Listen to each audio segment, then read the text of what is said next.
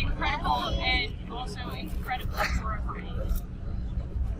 No child seeking treatment should experience what Jade just expressed to us. Next, we have Renee Hanania. She is the mother of Branden and she's about to share her experience with us as well.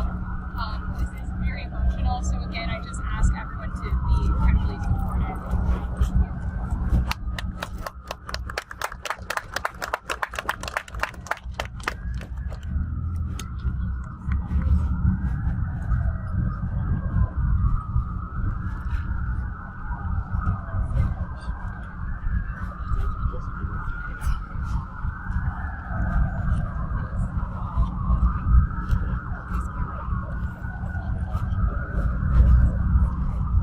Okay, sorry, technical difficulties. So people there with us.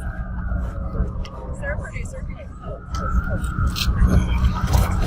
afternoon. My name is Renee Hanania. My son Branden was born a healthy child until the age of 8. Our world changed in ways we could have never imagined. On July 17th of 2010 is when Branden's life would take us into uncharted territories.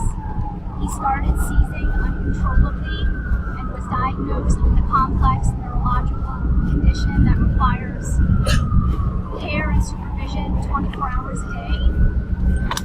In September of 2017, I made the tragic decision to place Branden in Cumberland Hospital for Children and Adolescents, a residential treatment facility owned by Universal Health Services, where Branden was neglected and abused by staff.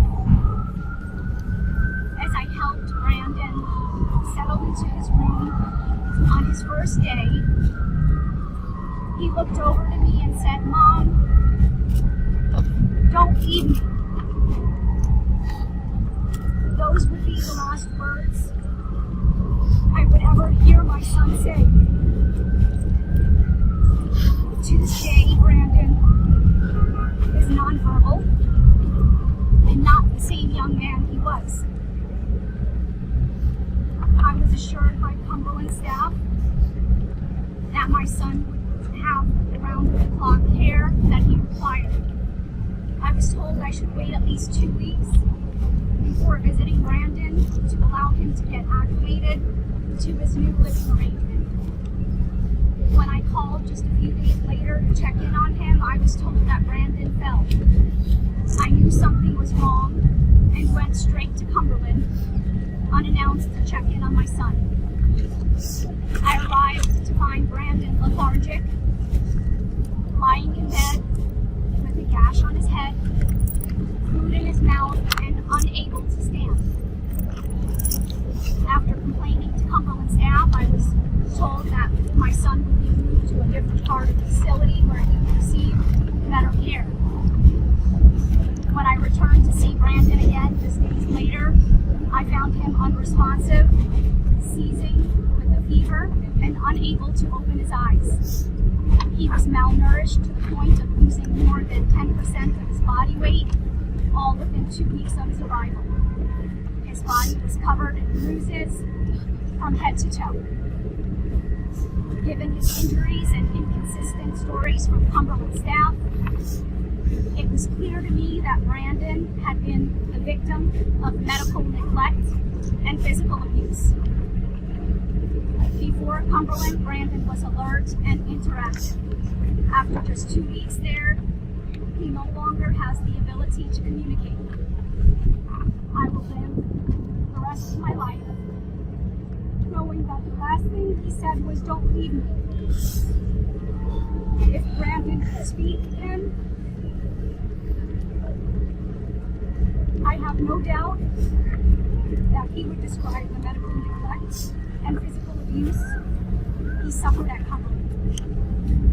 Cumberland's owners, Universal Health Services, owns dozens of residential treatment facilities all over the country, including Provo Canyon School, where Paris Hilton and hundreds of others were were abused. You can read the media reports about UHS facilities, and you can watch the public leaked footage about the physical abuse of children. That is all too common. There needs to be accountability. There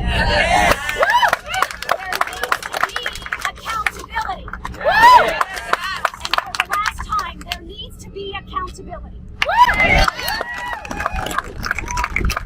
For Branden and the thousands of other children who suffer medical neglect and physical abuse, that is all too common.